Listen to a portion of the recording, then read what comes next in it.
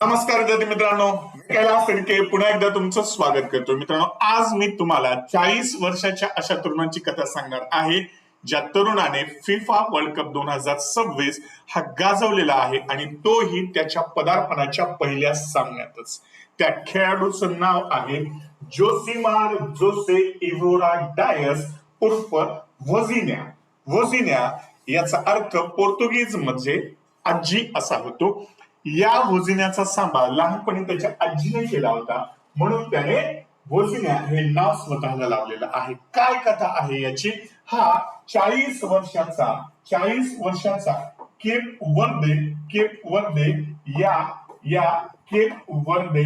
या देशाच्या फुटबॉल टीमचा कर्णधार आहे, तसेच गोलकीपर सुद्धा आहे.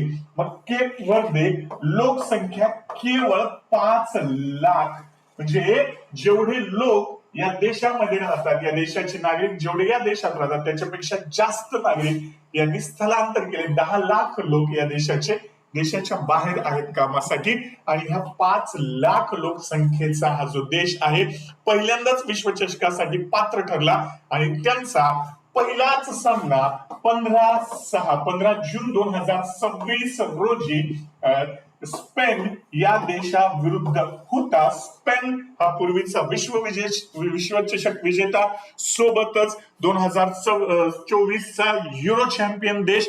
आणि जेव्हा या केप वर्देची फाईट या स्पेन सोबत होती तेव्हा सगळ्यांनीच काय सांगितलेलं होतं की स्पेनच जिंकणार आहे, फक्त किती गोल फरकाने जिंकेल एवढंच काय ते ठरायचं बाकी आहे. म्हणजे स्पेनला मॅच सुरू होण्यापूर्वी सर्वांनीच विजेता घोषित केलं होतं, आणि त्याप्रमाणे सर्वांनी त्या निर्णय सुद्धा जाहीर केला होता. पण स्पेन आणि विजय याच्यामध्ये हा 40 वर्षाचा तरुण उभा राहिला होता. मॅच ही 90 मिनिटांची असते. 90 मिनिटांपैकी 75% ताबा त्या बॉलचा हा स्पेन कडे होता, आणि स्पेनच्या खेळाडूंनी 27 शॉर्ट गोल पोस्टवर मारल्या. 8 या अत्यंत जवळ होत्या. त्या सगळ्या शॉट्स ह्या 40 वर्षाच्या तरुणाने परतावून लावल्या. आणि जेव्हा शेवटची विसल वाजली, शेवटची शिट्टी वाजली, तेव्हा सारं जग स्तब्ध झालं होतं. आणि जेव्हा पत्रकार या खेळाडूकडे आला तेव्हा हा धाय मोकलून रडत होता. पत्रकाराने विचारलं की तू हे कसं करू शकलास? त्यांना सांगितलं की मी आयुष्यभर याच क्षणासाठी कष्ट घेतलेले आहेत, हेच माझं स्वप्न होतं आणि ते आज मी पूर्ण केलेलं आहे. त्याने पुढे सांगितले की माझी आजी आजोबा गेल्या वर्षी वारले. माझ्या आईला मी खेळताना पाहण्याची इच्छा होती, पण माझ्याकडे पैसेच नव्हते, म्हणून मी तिचा विजा अरेंज करू शकलो नाही, आणि म्हणून ती मला खेळताना पाहायला येऊ शकली नाही. ही गोष्ट जेव्हा अमेरिकेच्या संसदेत कळाली तेव्हा ते सांसद हकीम जेफ्रीज यांनी त्याच्या आईचं पुढील सामन्याचं तिकीट काढलं, आणि 21/6/2026 ला त्याची आई याचा सामना पाहण्यासाठी येणार आहे. हा जो वोझिन्या आहे, या वोझिन्याच्या कथेमधनं आपण काय शिकतोय की आपण कितीही वय जर असेल तरी सुद्धा आपलं स्वप्न पूर्ण करण्याची जिद्द आपण सोडायची नाहीये. Age is just a number. वय हा केवळ आकडा आहे, आणि आपण कधीही आपलं स्वप्न पूर्ण करण्यासाठी सुरुवात करू शकतो. दुसरी गोष्ट आपण शिकलेली आहे, समोर शत्रू कितीही बलाढ्य जरी असेल तरी आपला जर आपल्यावर आत्मविश्वास असेल तर आपल्याला कुणीच हरवू शकत नाही. आणि तिसरी गोष्ट आपण शिकतोय की आपल्यामध्ये पेशन्स हवंय आपलं स्वप्न पूर्ण करण्यासाठी. घाई गडबड उतावळेपणा करणे जमणार नाही. वोझिन्यानं सांगितलं की आम्हाला बऱ्याच जणांना असं वाटलं की आम्ही इथे फक्त एन्जॉय करण्यासाठी आलोय वर्ल्ड कपला, पण मी तुम्हाला सांगू इच्छितो की आम्ही इथं फक्त एन्जॉय करण्यासाठी आलेलो नाहीये. आम्ही इतर प्रतिस्पर्ध्यांसोबत स्पर्धा करण्यासाठी आलेलो आहोत. आम्ही आमच्या देशासाठी लढण्यासाठी आलेलो आहोत.